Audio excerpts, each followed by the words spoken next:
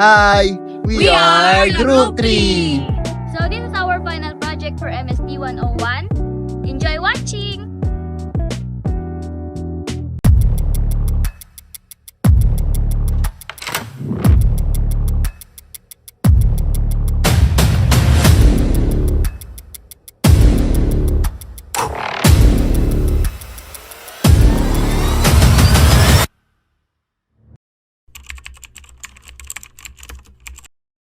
In a society where technology has become an extension of who we are, we frequently find ourselves cut off from the outside world and trapped in a virtual world.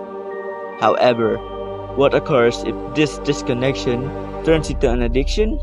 Take a trip through the lives of three people who are dealing with the fallout from their excessive reliance on technology.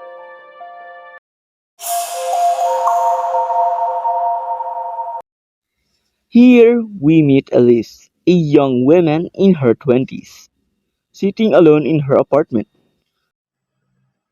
Wow, ang pretty ko naman dito.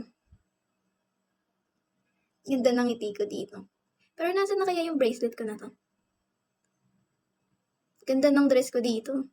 Pero ba't ganon? Konti nga yung likes. Pero ang ganda ko naman dito. Wait nga, makapag-scroll nga, then magpipicture ako. Isang scroll pa nga. Isang right. Wait, makapag-picture nga.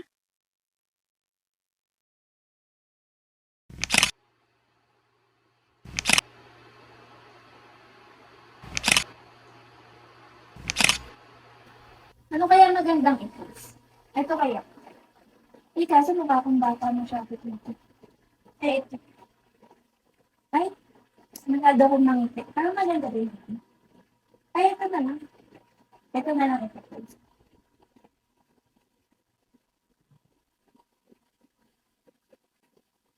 Kaya maganda. Lagay ko na lang po ito.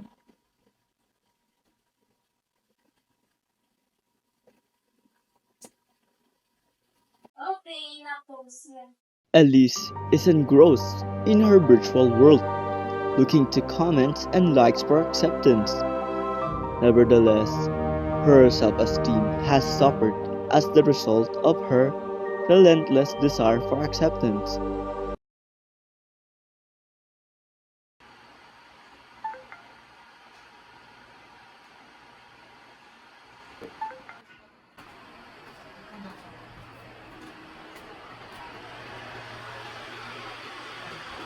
Ay, may nag-comment na.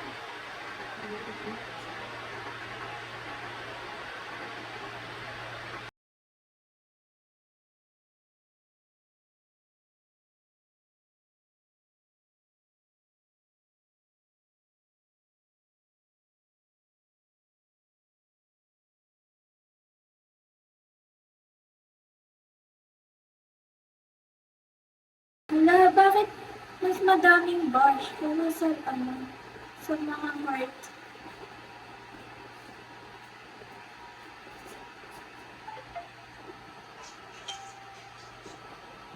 Puro bash. Malaman lang.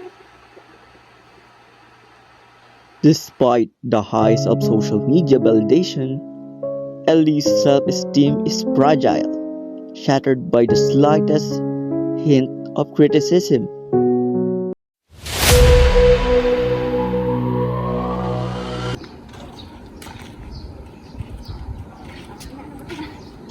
Next, we meet Jake, a teenager with bags under his eyes, sitting in the front of a mobile screen, engrossed in an online game.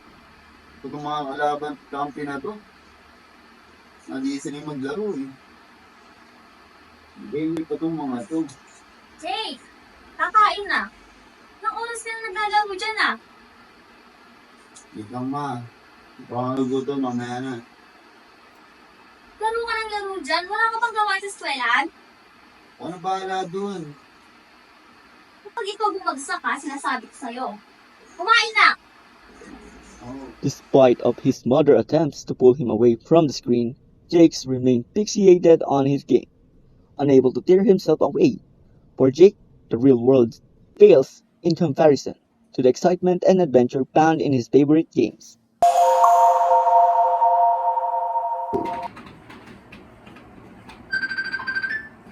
This person seems really cool. I can't wait to meet them in person.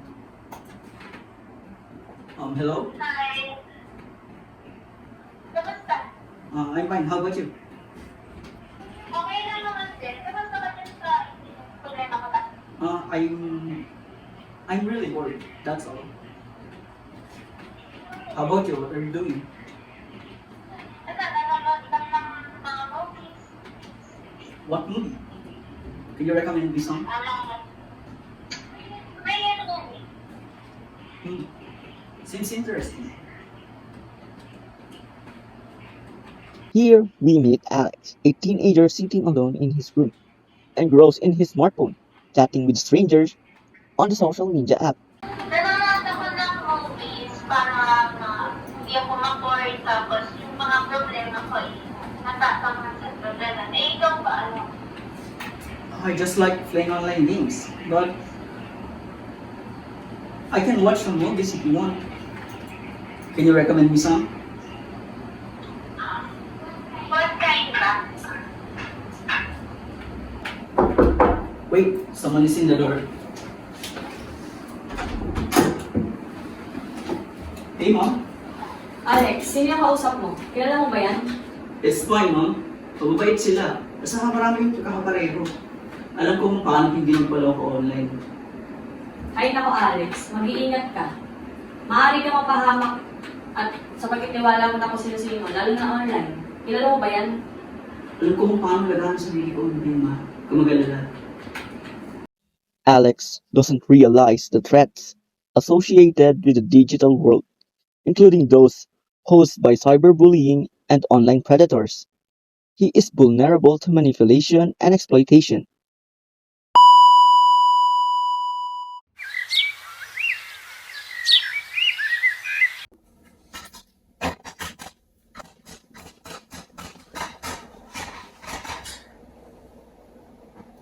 Eko! Bakit? Magugas ka nga ng plato! Bit lang. Ka ng sandit, ha? Eko, pupunta na ako na Celia, ha? May kukunin lang ako. Pagbalik ko, dapat nakahugas ka na ng plato, ha? Oo. A few moments later. Eko, pag alis at pagbalik ko, nakahiga ka. Nakahugas ka na ba ng plato?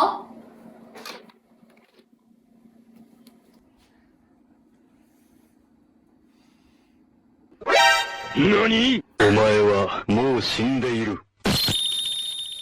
Eko, ikaw talagang bata ka! Kanina pa kita inuutusan maghugas ng plato para kung walang naririnig! Online games ka ng online games! Talagang hindi ka titignan dyan, ha?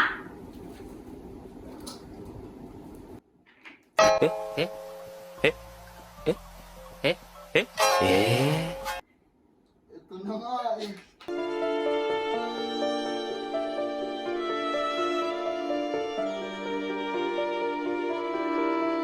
Brought to you by Max Glow. Hugas muna plato bago mag-adik.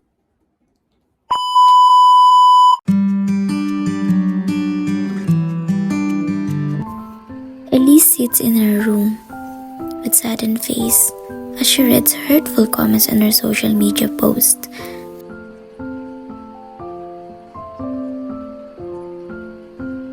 Suddenly, she receives a call from her friend.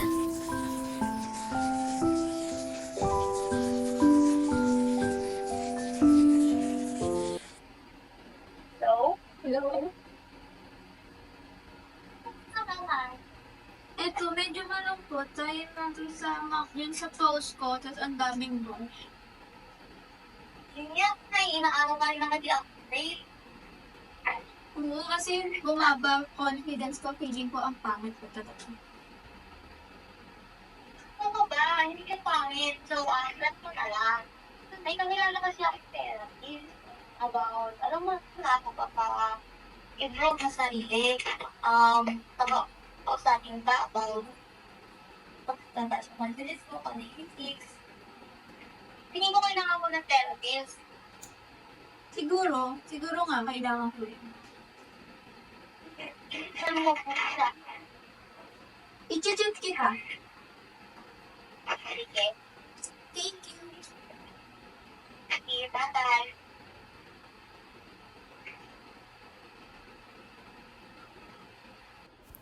Elise decides to attend the session, unsure of what to expect but desperate for a change. Ano ba yan? Napakalag. Sino ba nag-YouTube dyan? Matatalo na kami. Paano ako mag-level up nito?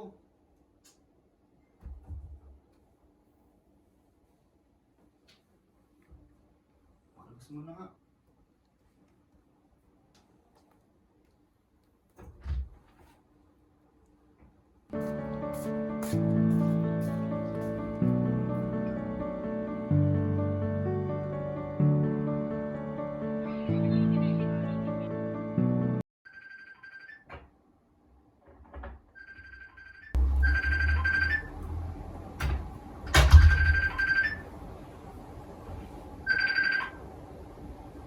Love.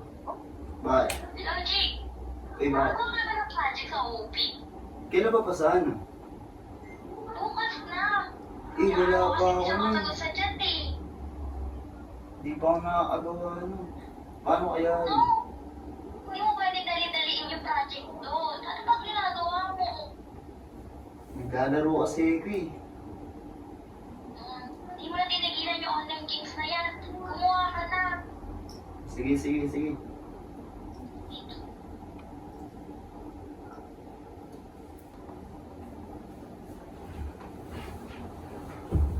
Hindi ako nito, hindi ako pwede bumuksak. Magalit si mama nito, ayoko umulit. And a month later, Jake's parent was called to his school due to the failure of grades.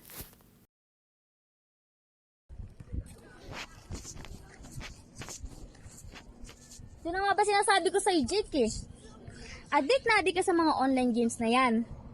Paano yan ngayon? Uulit ka. Simula ngayon na, wala ka ng cellphone, wala ka na rin kahit anong gadgets. Aatin ka dito sinasabi ni Maring Celia sa akin na support gaming. Ganon.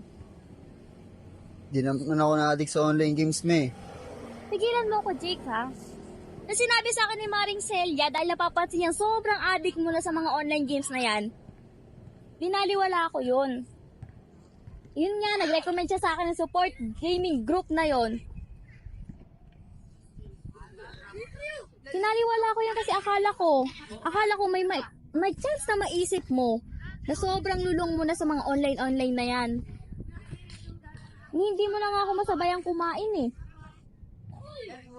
Tayong dalawa na nga lang, wala na yung tatay mo, tapos ganyan ka pa. Jake's heart sinks as he realizes the extent of his addiction. He reluctantly agrees to attend the gaming addiction support group, hoping to find a way out of the cycle. Ginisa sa Senado ang nakalusot umanong litrato ng nakangiting matching sa online application para makapag-rehistro ng SIM.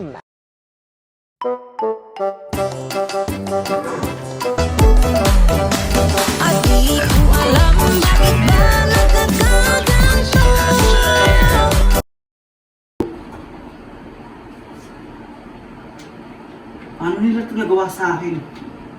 Pinagkatiwalaan ko sila. Akala ko kaibigan ko sila! Alex, okay ka lang ba? Anong problema?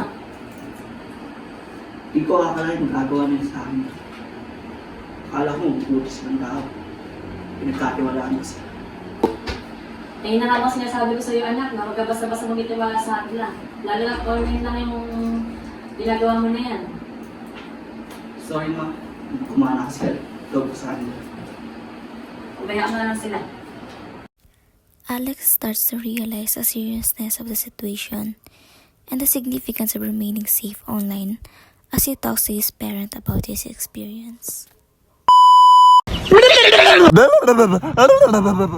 Ang digital addiction ay maaaring magdulot ng pagkasira sa produktibidad, hindi lamang sa trabaho kundi pati na rin sa iba't ibang aspeto ng buhay.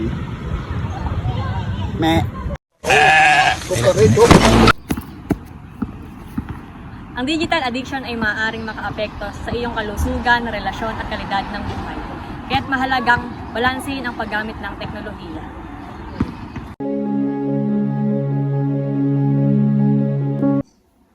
Welcome, Elise. Masaya ako na you were able to attend our session about Journey of Healing. Kumusta ka?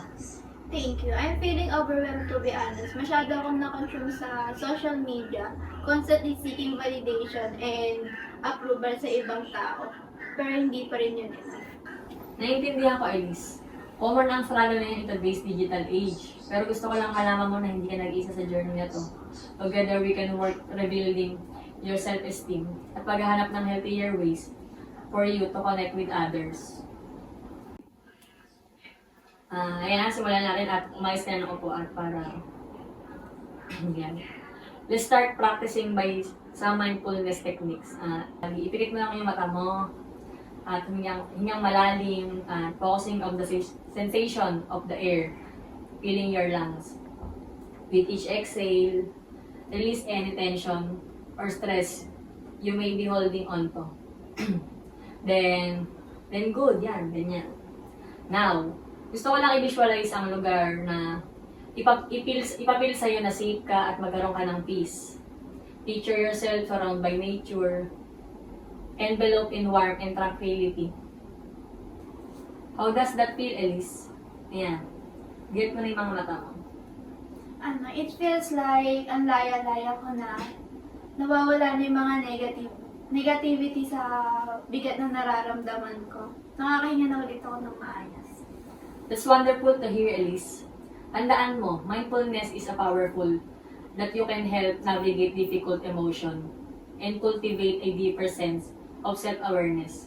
Together, we'll continue to explore strategies for managing your social media use in rebuilding your self-esteem. Ayun lang.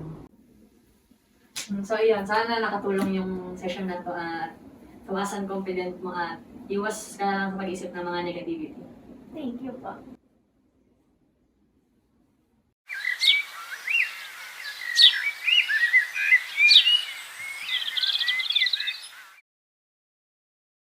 Hi, I'm Jake. Welcome, Jake. Masaya kami na nandito ka ngayon. Gusto mo bang i-share sa amin yung story mo? Opo, naglalaro po ako ng online game sa loob ng maraming oras. At hindi ko na siya kayang kontrolin. Alam niyo yun, yung nakakalimutan ko na yung mga responsibilidad ko sa eskwela. Bumagsak nga ako ngayong taon. At saka isa sa rason kung bakit ako nandito is dahil sa nanay ko. Narealize ko na masyado ko na pala siyang pinagpapasa walang bahala. Naramdaman niya mag-isa na lang tuloy siya. Alam ko ang ibig mong sabihin, Jake. Nawawalan din ako ng oras kapag naglalaro ko. Mahirap i-break ang cycle mo. Halos parehas tayo, Jake. Tinamaan ako ng realization nung umiiyak si nanay kaka-online games ko. Pero being here, surrounded ng mga taong nakakaintindi sa'yo, it's a right step. Maraming salamat sa inyong lahat. Hindi ko kalain na kailangan ko pala talaga to. Ngayon, determinado na akong ayusin yung buhay ko. That's the spirit, Jake. Nandito kami para supportahan ka. Together we can overcome this addiction. We can discover new hobbies at interests na nagbibigay ng saya sa atin at fulfillment. Encouraged by the support of the group, Jake leaves the meeting with a newfound sense of determination and ready to set boundaries on his gaming habits and explore new avenues for personal growth.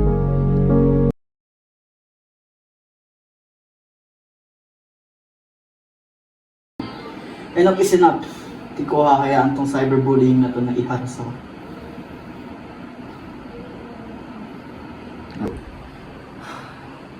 It feels good to take back control. Sana gawa ng action ng platform para matigil ang cyberbullying.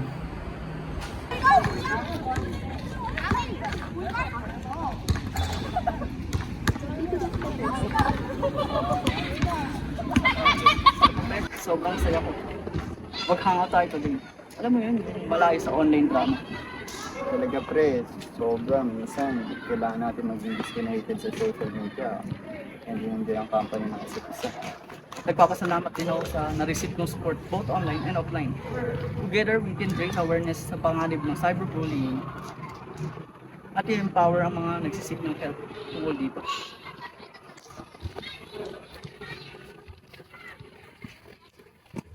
Through his newfound focus on positive interaction and meaningful connections, Alex embraced a brighter future free from the shadows of online predator and cyberbullying. With courage and determination, Elise, Jake, and Alex have embarked on a journey of self-discovery and healing. Through facing their challenges head-on and accepting help when needed, they have begun to reclaim their lives.